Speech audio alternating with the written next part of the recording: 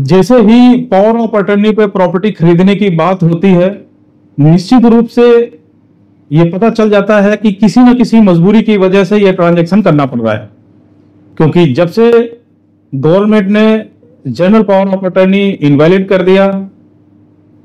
तब से general power of attorney पे प्रॉपर्टी खरीदना कहीं ना कहीं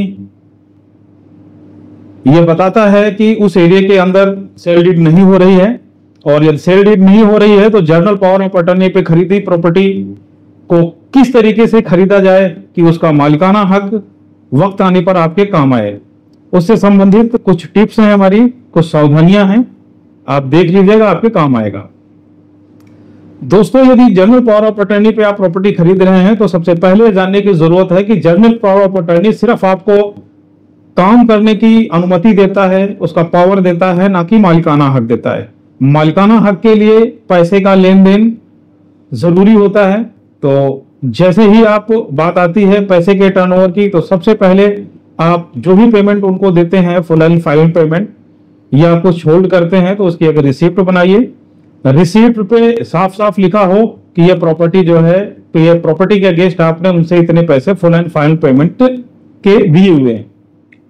प्रॉपर्टी किन शर्तों पे आपने बेची है, उसके लिए agreement to cell and purchase आपको बनाना होगा, क्योंकि agreement to cell and purchase ही मालिकाना हक आपको देता है। और उससे साबित होता है कि फुल एंड फाइनल पेमेंट के जो टर्म्स कंडीशन थे वो इस तरीके से, क्योंकि एग्रीमेंट के अंदर वो सारी चीजें आपको मिल जाती हैं, चाहे वो किसी ड्यूज को लेके हो गए या कोई पावर हो, किन किन शर्तों पे काम किया गया और सारी पेमेंट चली गई, वो सारी उस पर लिखी होती है। क्योंकि सेल डीड नहीं हो रही है तो जाहिर सी बात है उस एरिया के अंदर agreement to cell and purchase भी रजिस्टर्ड नहीं होगा,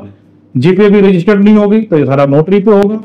तो वहां पर आपका agreement to cell and purchase भी बनना बहुत जरूरी है। साथ ही चूंकि जीपीए होल्डर के पास पावर तब तक है जब तक देने वाला जिंदा है, तो एक विल भी बनवाइएगा जिससे यह साबित होता है कि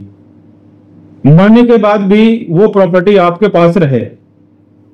साथ ही एक स्पेशल पावर ऑफ अटर्नी भी किसी अपने ब्लड रिलेशन के साथ उनसे साइन करिए।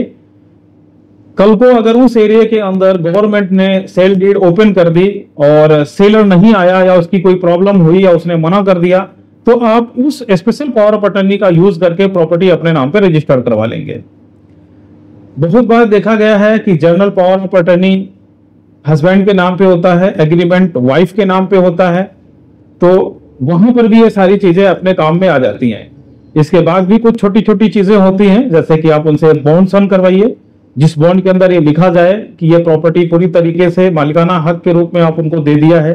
अब उनके लीगल हायर्स का भी उसके साथ कोई लेना देना नहीं है। जो भी आपके डॉक्यूमेंट्स बनते हैं उनके लीगल हायर्स के साथ उनकी विटनेस करवाइए, जिससे कि भविष्य में उनके द्वारा कोई आपको जो है परेशानी क्रिएट ना करी जाए। साथ ही जैसे प्रॉपर्टी आपको मिलती है, आप तत्काल में ही अपने, अगर दिल्ली के अंदर प्रॉपर्टी है तो आप फटाफट जो है एमसीडी में नाम चेंज करवाइए, बिजली के नाम चेंज करवाइए, गैस का बिल है उसका नाम चेंज करवाइए, पानी के बिल का नाम चेंज करवाइए। इससे भी साबित होता है कि ये प्रॉपर्टी जब आपके पास आई है और आपने मोटेशन करवाया है तो मालिकाना हक आपके पास था। हो सके तो एक छोटा सा लोन भी ले लें, क्योंकि लोन तभी मिलता है जब मालिकाना हक आपके पास हो। भविष्य में अगर कोई पचड़ा बनता है या कोई प्रॉब्लम आती है तो उस समय ये छोटा सा लोन जो आप किसी भी प्राइवेट बैंक से ले सकते हैं, क्योंकि सरकारी बैंकें तो देंगी नहीं, यहाँ पे प्रॉपर्टी फ्री होल्ड नहीं है और रजिस्ट्री नहीं हो रही है, तो वो भी आपके काम आएगा। इस तरीके से ये छोटी छोटी कुछ टिप्स हैं, सलाह है, आप अगर इनको फॉलो करोगे तो जाहिर सी बात है कि जीपीए पे खरीदी हुई प्रॉपर्टी पे यदि आपको कभी मालिकाना हक साबित करना पड़ गया, वहां आप फेल नहीं होंगे। दोस्तों, यदि मेरी द्वारा दी गई जानकारी स्पष्ट रूप से आपकी समझ में आ रही है, स्पष्ट रूप से समझ में आ रही है, तो आप हमारे चैनल को जरूर सब्सक्राइब करें, क्योंकि हम ऐसी ही इंफॉर्मेटिव जानकारियां लेके आते रहते हैं। बहुत बहुत धन्यवाद।